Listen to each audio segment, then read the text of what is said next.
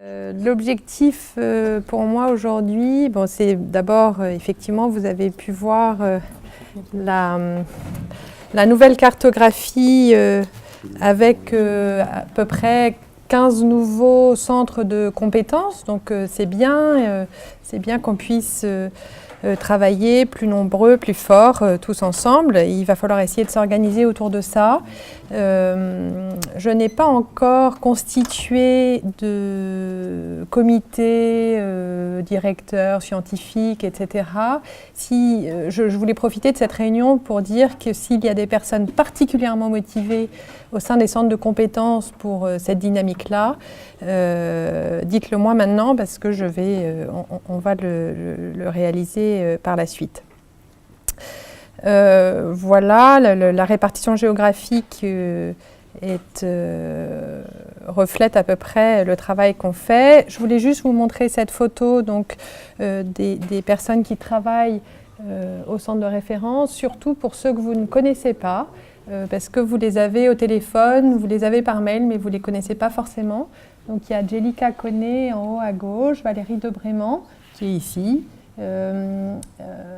Jalila qui travaille sur l'étude Report que vous avez de plus en plus au téléphone, Kamal Zekrini, et puis les médecins, vous nous connaissez à peu près tous, sauf peut-être Audrey, mais qui va parler tout à l'heure.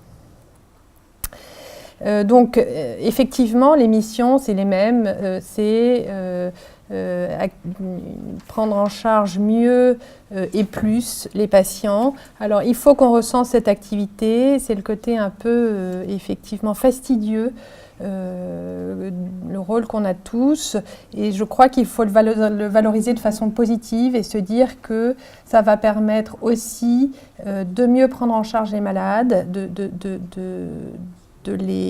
les recenser et puis d'avoir des projets de recherche plus facilement et plus rapidement grâce à ce recensement. Ce qui est très important pour nous, c'est de développer et de continuer à travailler sur cette interaction, sur les discussions sur les dossiers des patients avec tous ces avis que nous essayons de vous rapporter au plus vite, que ce soit au sein de nos staffs d'anatomopathologie ou avec nos radiologues. Et ça, j'aimerais bien mieux le formaliser, je vais vous en parler un petit peu après. Et puis que vous me fassiez un retour si vous trouvez que, évidemment, si ça ne va pas, on essaie vraiment, je vous assure que au staff, on est tous en train d'essayer de passer vos dossiers au mieux et au plus vite. C'est la guerre, le staff.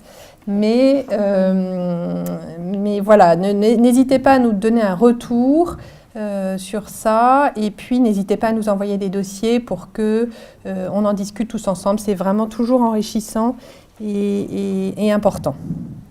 En ce qui concerne la recherche, je vais vous en parler un peu plus tard, et la formation, c'est pareil. On n'a pas beaucoup travaillé sur la formation. On y travaille bien sûr, on fait beaucoup les uns et les autres de présentations sur les maladies vasculaires du foie, mais ce n'est pas très formalisé, et je me demande si on ne pourrait pas essayer notamment pour les maladies vasculaires du foie qui touchent l'hématologie, la médecine interne, mais aussi l'hépatogastro-entérologie, de mieux cibler soit les sociétés savantes, soit les universités pour aller bien présenter ces maladies-là aux internistes, aux hématologues, ce qu'on fait déjà, par exemple, aux internes parisiens d'hémato, etc., mais de le faire de façon mieux organisée. Je ne sais pas si c'est prévu dans la filière, si vous avez un peu prévu ça. Enfin voilà, je trouve que ça pourrait faire partie d'un nouvel axe. Alors, pour mieux prendre en charge les patients, ces recommandations des maladies vasculaires du foie qui concernent à la fois l'adulte et les enfants, très organisé par Christophe qui est tout en haut et beaucoup aidé par Émilie de Fillefoy. C'est formidable ce travail sur les recommandations. Il y a 12 chapitres, c'est un énorme travail. La publication en français est prévue, j'ai mis un chiffre un peu lointain exprès parce que parce que c'est finalement la dernière ligne droite est aussi de faire tous ces exercices de relecture, ça prend du temps et il faut croiser les différentes relectures. Il faut aussi que nous finalisions avec les pédiatres parce qu'ils attendaient un peu d'avoir les travaux adultes pour pouvoir finaliser, mais je pense que ça va bientôt être le cas. En tout cas, c'est un beau travail. Je vous remercie tous parce que vous y avez pratiquement tous participé et je vous engage à les lire et à les relire et à les diffuser. On les présentera au club de l'hypertension portale, je pense, c'est ce qui est prévu avec Christophe Bureau. Et puis, il y aura une session reco au GIFOD où nous aimerions, Christine Sylvain va essayer de présenter ça pour 2019. Et puis après, on verra pour la traduction en anglais. Pour les projets de recherche, pour l'instant, je voudrais vous parler de 2 projets qui nous tiennent particulièrement à cœur. Vous avez entendu parler de REPORT. Donc c'est anticoagulant versus pas de traitement anticoagulant. Donc c'est un PHRC. Dans la thrombosport chronique, il y a pour l'instant 100 patients inclus, il en faut 276. Un deuxième projet qui découle de REPORT et auquel j'aimerais vraiment, j'en ai un peu parlé à certains d'entre vous à la FEF, pour lequel on aimerait vraiment avoir la participation active des centres de compétences, mais comme leader de ces projets, c'est justement de switcher aux nouveaux anticoagulants toutes les maladies vasculaires du foie. Bien sûr, pas n'importe comment, pas n'importe quand.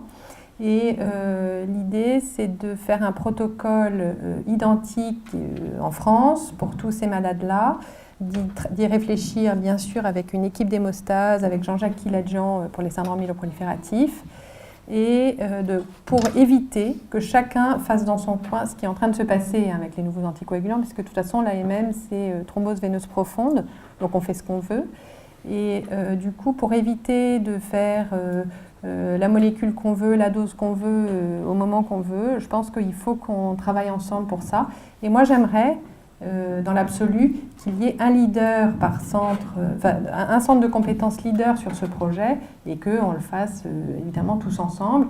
Un leader syndrome de Budd-Chiari, syndrome myeloprolifératif, un leader thrombosport chronique, syndrome myeloprolifératif. Vous voyez, et qu'on travaille vraiment activement là-dessus. Donc je voulais en profiter pour vous en reparler de façon plus officielle et je pense que ça devient urgent.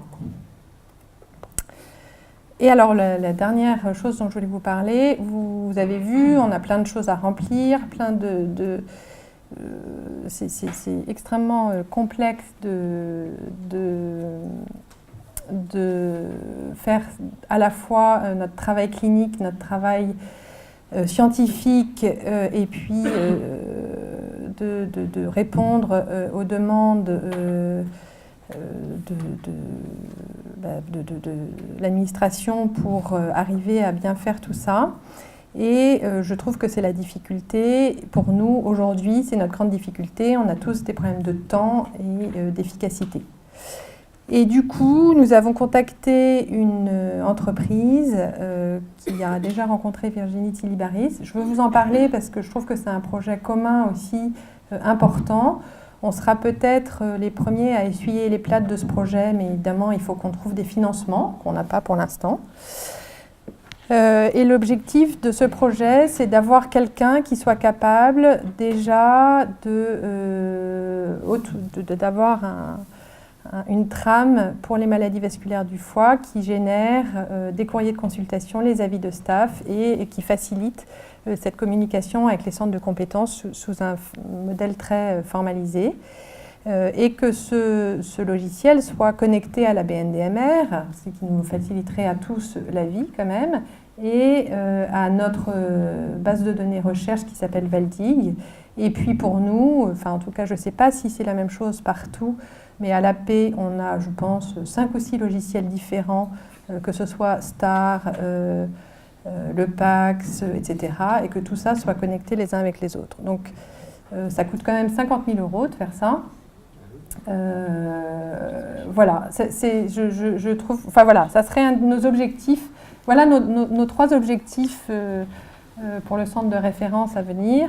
Après, je suis tout à fait à votre écoute pour d'autres idées, parce qu'on est très figé, activité, recherche, formation, mais il faut qu'on avance. Voilà, je vous remercie beaucoup.